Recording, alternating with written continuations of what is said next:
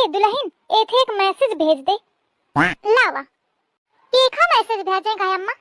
कलीवा का, तोरी नंद का। लिख दे कंजेक्शन। कंजेक्शन? हाँ बधाई बधाई दे का है। अच्छा कांग्रेचुलेशन। हाँ वो है ओ क्या जौन हैंड पंप है ना। Hand pump? अरे ओ क्या मतलब जौन है वो का कहा थे बरिगा ए वो जौन हसगंड है ना।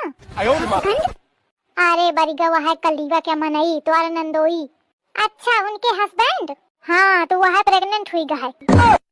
अरे अम्मा हुई नंदोई कैसे प्रेग्नेंट हुई सका थी? तू हा पागल तो अंग्रेजी वंग्रेजी आवती नहीं।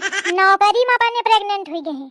अच्छा मतलब नौकरी में उनके आदमी परमानेंट हुई गए हैं तो वही में बधाई दें का है। हाँ इतनी देर में समझी है कहा थी मैं बीए पढ़े हूँ। हाँ का पढ़ा हिन बीए में अंग्रेजी नहीं आवती तो अक्षर। भेज दे जल्दी या फिर मौका बताओ का करी है जिंदगी में।